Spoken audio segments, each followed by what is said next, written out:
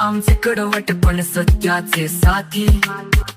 राजकारणाची नाटक इथे उघडून ठेवतो, सन्मान महाराष्ट्र नावाने घडामोडी लिहितो।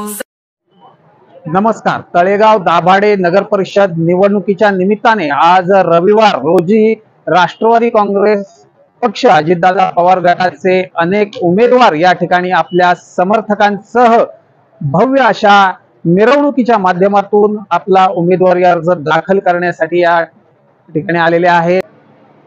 राष्ट्रवादी काँग्रेस पक्षाकडून 17 उमेदवार महायुतीचे म्हणून म्हणत असताना त्यांचा देखील अर्ज दाखल करण्यात आलेला आहे आणि भारतीय जनता पक्षाकडून 11 उमेदवारांचे अर्ज आज दाखल केले आहेत।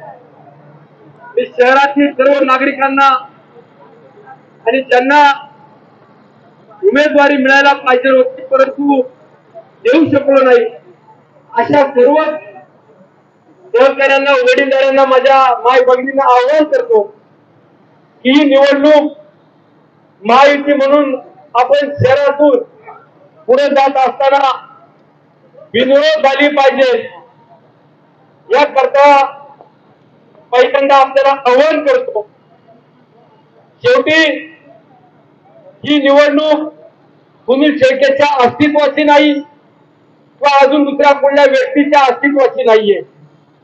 या गावाच्या विकास कामांना अधिक गती कशी मिळेल, या गावामध्ये सामाजिक सलोखा कसा जपता येईल आणि याही पलीकडे जाऊन आज 40-45 कोटी रुपयाची इमारत उभी करून कुणी आपल्या जवळचा सहकारी किंवा नाट्य गोत्याचा विचार न करता किंवा संगीत खुर्ची समजून कुणाला उमेदवारी मिळाली पाहिजे याकरता हट्ट न धरता या भव्य अशा इमारतीतून या शहरातील 80,000 नागरिकांना एक चांगली सुविधा मिळावी, त्यांचे प्रश्न सुटावे, त्यांना शासकीय योजना असतील किंवा वेगवेगळ्या योजनेच्या माध्यमातून न्याय देता आला पाहिजे ही भूमिका घेऊन आम्ही या निवडणुकीमध्ये महायुती म्हणून सामोरे जातोय।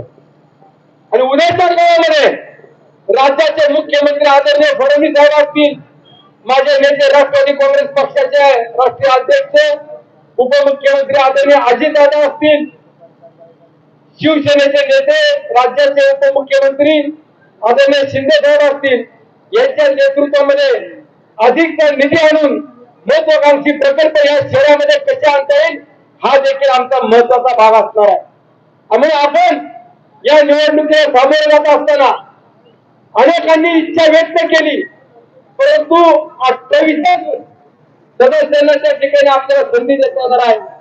मग ज्यांना आता पहिल्यांदा संधी दिली आणि ज्यांना आम्ही थांबण्याची विनंती केली त्यामध्ये शहराचे नगराध्यक्ष पदाचे उमेदवार म्हणून संतोष हरिभाऊ दाभाडे पाटील यांना पहिल्यांदा संधी आणि दुसऱ्या 2.5 वर्षाच्या कालावधीनंतर गणेश मोहनराव काकडे यांना संधी देत असताना नगरसेवक पदाचे देखील उमेदवार आज पहिल्या टप्प्यामध्ये 2.5 वर्षाकरता असतील आणि काही उमेदवार हे नंतरच्या 2.5 वर्षामध्ये देखील असणार आहेत।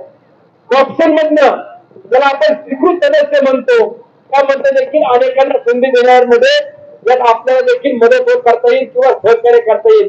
म्हणून मी शहरातल्या ज्या व्यक्तींना नगरसेवक पदाकरता इच्छा व्यक्त करत होते किंवा उमेदवारी मागत होते यांना देखील आवाहन करतो की आपण एक गाव म्हणून किंवा आपला एक संघ म्हणून ज्यांना संधी मिळाली नाही त्यांनी हात जोडून विनंती करतो कुठल्याही प्रकारचे अर्ज भरू नका आणि इलेक्शनला निवडणुकीला सामोरे जाण्याची कुणावरती वेळ येऊन देऊ नका एवढीच विनंती करतो। हजारोच्या संख्येने आलेल्या शहरातील सर्वच वडीलधाऱ्या माझ्या माय भगिनींना, ग्रामस्थांना, पक्षातील प्रमुख पदाधिकाऱ्यांना महायुतीचे सर्व सहकार्याची देखील विनंती करतो।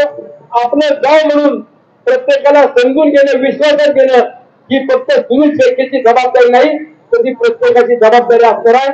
मी पुन्हा आपल्या सर्वांच्या ठिकाणी आभार मानून आज संतोष हरिभाऊ दाभाडे यांना बिनविरोध म्हणून आपण संधी द्यावी आणि 17 राष्ट्रवादी काँग्रेस पक्षाचे जे सदस्य म्हणून किंवा उमेदवार म्हणून अर्ज दाखल केले आहेत त्यांना संधी मिळावी। भारतीय जनता पक्षाचे 11 सदस्य त्यांनी उमेदवार म्हणून ठिकाणी जे जाहीर केले त्यांना संधी मिळावी असं आवाहन करून थांबतो। धन्यवाद। जय हिंद, जय महाराष्ट्र।